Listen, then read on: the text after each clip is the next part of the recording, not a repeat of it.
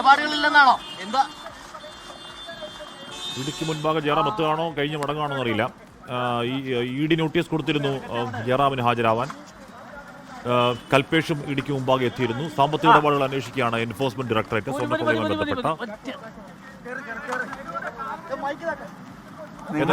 എനിക്ക് ഇറങ്ങാൻ പറ്റുള്ളൂ.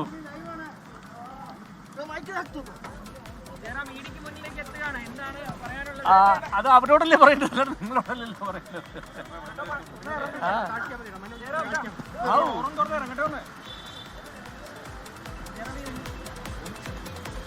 ഇടിക്ക് മുമ്പാകെ ഹാജരാകാൻ നടൻ ജയറാം എത്തുകയാണ്. അപ്പോൾ മാധ്യമപ്രവർത്തകർ വട്ടം വളഞ്ഞിട്ടുണ്ട്. അതുകൊണ്ട് വാതിൽ തുറക്കാൻ പറ്റിയിരുന്നില്ല. നിങ്ങളൊന്ന് മാറിയാൽ ഇറങ്ങാൻ പറ്റുമെന്ന് പറഞ്ഞ് ജയറാം പറഞ്ഞുള്ളതാണ്. അപ്പോൾ എന്തായാലും ജയറാം പുറത്തേക്ക് ഇറങ്ങി. ഇടിക്ക് മുൻപാകെ ജയറാം എത്തുകയാണ്. ഇ ഡി ഈ സ്വർണ്ണക്കൊള്ളയുമായി ബന്ധപ്പെട്ടാണ് ഇ ഡിയുടെ പരിശോധന. അതിന്റെ സാമ്പത്തിക ഇടപാടുകളാണ് ഇ ഡിയുടെ പരിശോധന. സ്വർണ്ണക്കൊള്ള, ദ്വാരപാലക പാളികളുടെ കടത്ത്, അതൊന്നും ഇ ഡിയുടെ ടേംസ് ഓഫ് റെഫറൻസിൽ വരുന്നതല്ല, സാമ്പത്തിക ഇടപാടുകളാണ്. അപ്പോൾ ആ സാമ്പത്തിക ഇടപാടിൽ എന്തുകൊണ്ടാണ് ജയറാമിന് ആ വിഷയത്തിൽ നോട്ടീസ് നൽകിയത് എന്ന കാര്യം മനസ്സിലാവുന്നില്ല.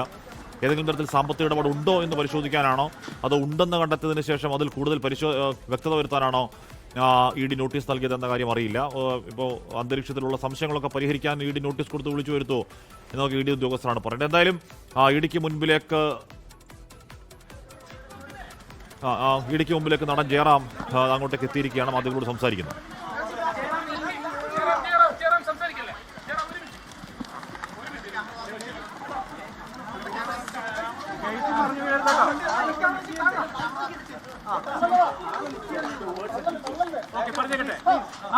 പറഞ്ഞോളൂ.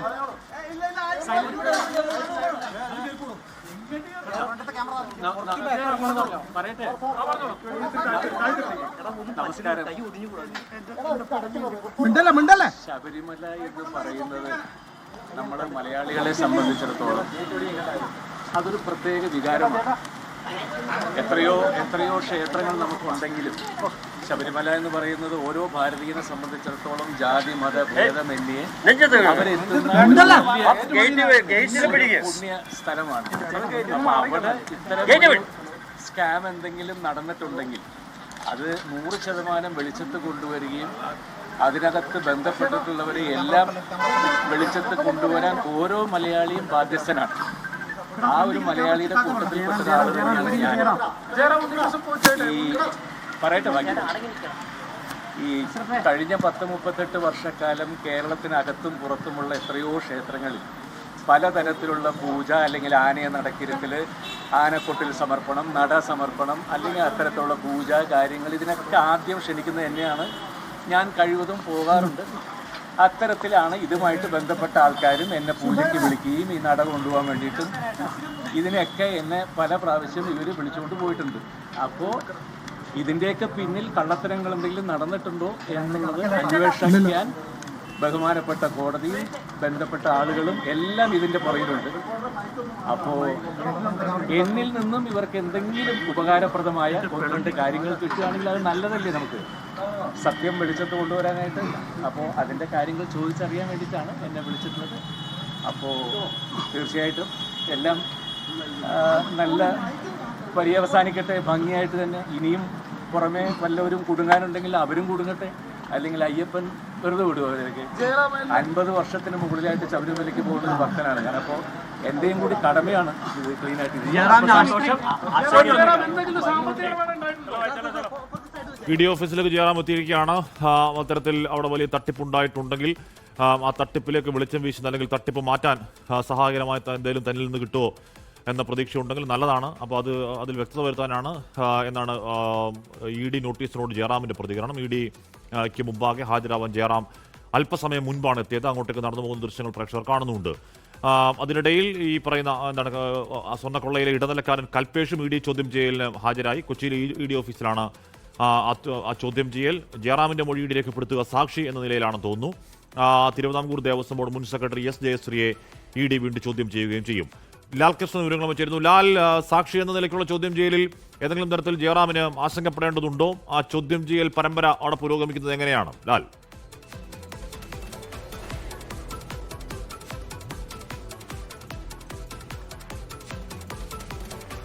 സാക്ഷി എന്ന നിലയിലാണ് ജയറാമിനെ ചോദ്യം ചെയ്യുന്നത് അല്ലെങ്കിൽ മൊഴിയെടുക്കുന്നത് എന്നാണ് അറിയാൻ കഴിയുന്നത്.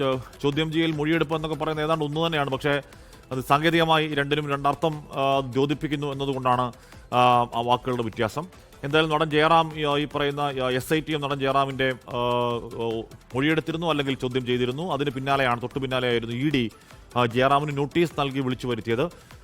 ശബരിമല സ്വർണ്ണക്കൊള്ളയിൽ ഈ പ്രതികളുടെ സാമ്പത്തിക ഇടപാടുകൾ അത് സ്വർണ്ണക്കൊള്ളയിൽ മാത്രം ഒതുങ്ങുന്നതല്ല. പോറ്റിയുടെ അടക്കം സാമ്പത്തിക ഇടപാടുകൾ PMLA ആണല്ലോ EDയുടെ അന്വേഷണ അടിത്തറ. അപ്പോൾ ഈ പറയുന്ന കള്ളപ്പണ നിരോധന നിയമപ്രകാരം അട്രാക്ട് ചെയ്യുന്ന ഏതെങ്കിലുമൊക്കെ ഉണ്ടോ എന്നുള്ള പരിശോധന പുരോഗമിച്ചുകൊണ്ടിരിക്കുകയാണ്. പരിശോധനയ്ക്കപ്പുറം ഏതെങ്കിലും തരത്തിലുള്ള ചോദ്യം ചെയ്യലിനപ്പുറം ഏതെങ്കിലും തരത്തിലുള്ള ഒരു വലിയ നീക്കത്തിലേക്ക് ഇപ്പോൾ ഇവരുടെ അവരുടെ സ്വത്ത് മരവിപ്പിച്ചു എന്നതിനപ്പുറം വലിയ ഒരു ആക്ടിലേക്ക് കടന്നിട്ടില്ല. ED അറസ്റ്റ് അടക്കമുള്ള കാര്യങ്ങളിലേക്ക് എന്തായാലും ED ഇതുവരെ കടന്നിട്ടില്ല. ലാൽ ചേരുന്നു. ലാൽ, ജയറാമിന് എത്ര സമയം ED ഓഫീസിൽ ചെലവഴിക്കേണ്ടി വരും?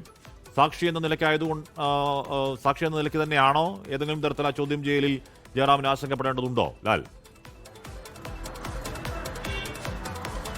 ഹാഷ്മി, അത്തരത്തിൽ ആശങ്കപ്പെടേണ്ട സാഹചര്യങ്ങളൊന്നും ജയറാമിനെ സംബന്ധിച്ചില്ല. കാരണം SIT അടക്കമുള്ളവരും സാക്ഷിയായി തന്നെയാണ് ജയറാമിനെ പരിഗണിച്ചത്. ഈ സ്വർണ്ണ കൊള്ളയുമായി ബന്ധപ്പെട്ടുകൊണ്ട് ജയറാം ഏത് തരത്തിൽ ബന്ധപ്പെട്ടിരിക്കുന്നു എന്നുള്ളതല്ല, ഈ ആളുകളുമായി ബന്ധപ്പെട്ടുകൊണ്ടുള്ള കണക്ഷൻ ഏത് രീതിയിലായിരുന്നു, ഏത് കാരണവശാലാണ്, ഏത് സാഹചര്യത്തിലാണ് ജയറാമിന് അങ്ങോട്ടേക്ക് പോകേണ്ടി വന്നത് എന്നീ കാര്യങ്ങളാണ് പ്രധാനമായിട്ടും പരിശോധിക്കുന്നത്. അത് ജയറാം ആദ്യഘട്ടത്തിൽ തന്നെ പറയുന്നുണ്ട്. ഉണ്ണികൃഷ്ണൻ പോറ്റിയുമായിട്ട് ശബരിമലയിൽ വെച്ച് തന്നെ ഉണ്ടായിരുന്ന ഒരു അടുപ്പമാണ്, ബന്ധമാണ്.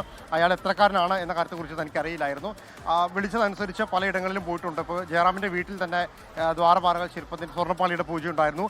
ദ്വാരപാലക ശില്പവുമായിട്ട് ബന്ധപ്പെട്ടുകൊണ്ട് ചെന്നൈയിൽ മറ്റൊരു പൂജയിൽ പങ്കെടുത്തിട്ടുണ്ട്. ഇതുകൂടാതെ കോട്ടയത്ത് നടന്ന ഘോഷയാത്രയിലടക്കം ജയറാമിൻ്റെ സാന്നിധ്യമുണ്ടായിരുന്നു. അത്തരത്തിൽ ഈ സ്വർണ്ണപ്പാളി വിവാദവുമായിട്ട് ബന്ധപ്പെട്ടുകൊണ്ട്, സ്വർണ്ണപ്പാളി കൊള്ളയുമായി ബന്ധപ്പെട്ടുകൊണ്ട് ഈ പാളികൾ കൊണ്ടുപോയ പലയിടങ്ങളിലും ജയറാമിൻ്റെ സാന്നിധ്യമുണ്ടായിരുന്നു. ആ സാന്നിധ്യം ഏത് തരത്തിലാണ് എന്നതിനെക്കുറിച്ച് കൃത്യമായ വിവരങ്ങൾ നൽകുക. അതോടൊപ്പം ഈ സ്മാർട്ട് ക്രിയേഷൻസ് അടക്കമുള്ള സ്ഥാപനങ്ങളുമായിട്ട് ഏതെങ്കിലും തരത്തിൽ അടുത്ത ബന്ധമുണ്ടോ, അത് എങ്ങനെയാണ് അവരുമായിട്ടുള്ള പരിചയം, ഏത് സാഹചര്യത്തിലാണ് ദ്വാരപാലക ശില്പം സ്മാർട്ട് ക്രിയേഷൻസിൽ എത്തിയപ്പോൾ ആ പൂജയുടെ ഭാഗമായിട്ട് അവിടെ എത്തിയത് എന്നീ കാര്യങ്ങളാണ് പ്രധാനമായിട്ടും ചോദിച്ചറിയാൻ ഉള്ളത് എന്നുള്ളത് തന്നെയാണ്. കൃത്യമായ രേഖകളും മറ്റു കാര്യങ്ങളുമായിട്ടാണ് ജയറാം എത്തിയിരിക്കുന്നത് എന്ന് തന്നെയാണ് മനസ്സിലാക്കുന്നത്. മാത്രമല്ല അധിക സമയം കൊണ്ട് തന്നെ കാര്യങ്ങളെല്ലാം കൂടുതൽ വിശദമാക്കാൻ കഴിയും എന്നുള്ള കാര്യം കൂടി പ്രതീക്ഷിക്കുന്നുണ്ട്. ഇതിനോടകം തന്നെ ഈ കേസുമായി ബന്ധപ്പെട്ടുകൊണ്ട് ജയറാമിൻ്റെ അക്കൗണ്ട് വിവരങ്ങളും മറ്റു കാര്യങ്ങളും ED അടക്കം പരിശോധിച്ചതാണ്. പക്ഷേ കേസുമായി ബന്ധപ്പെട്ട് നിർണായകമായ മറ്റെന്തെങ്കിലും വിവരങ്ങൾ ജയറാമിൻ്റെ പക്കൽ നിന്ന് ലഭിക്കുമോ എന്നുള്ളതാണ് പ്രധാനമായിട്ടും നോക്കുന്നത്. ഇതോടൊപ്പം നമ്മൾ എടുത്തു പറയേണ്ട മറ്റൊരു കാര്യം എന്ന് പറയുന്നത്, ഈ കേസുമായി ബന്ധപ്പെട്ടുകൊണ്ട് ഏകദേശം മണിക്കൂറുകൾക്ക് മുമ്പാണ് മറ്റൊരു പ്രധാനപ്പെട്ട മറ്റൊരു ഇടനിലക്കാരൻ കൂടിയായിരുന്ന കൽപേഷ് EDക്ക് മുന്നിലേക്ക് എത്തിയിരുന്നത്. ഈ കൽപേഷിൻ്റെ റോളെന്ന് പറയുന്നത് വളരെ നിർണായകമായ റോളാണ്. അതായത് ഈ സ്മാർട്ട് ക്രിയേഷൻസിൽ നിന്ന് ഉരുക്കിയ സ്വർണം ബെല്ലാരിയിൽ എത്തി ഗോവർദ്ധന് കൈമാറി എന്നുള്ളതാണ് അറിയാൻ കഴിയുന്നത്. 400 ഗ്രാമിന് മുകളിലുള്ള സ്വർണ്ണം ഇത്തരത്തിൽ ഉരുക്കി പലപ്പോഴായി എത്തിച്ചിട്ടുണ്ട് എന്ന് കൽപേഷ് തന്നെ പറഞ്ഞിട്ടുണ്ട്. മാത്രമല്ല കൽപേഷ് ഇത്തരത്തിൽ പലയിടങ്ങളിലേക്കും തങ്ങളുടെ മുതലാളി പറഞ്ഞതനുസരിച്ച് സ്വർണം എത്തിച്ചു എന്നാണ്. 31 വയസ്സുള്ള കൽപേഷ് 13 വർഷമായി ചെന്നൈയിലെ ഒരു ജോലിക്കാരനായിരുന്നു.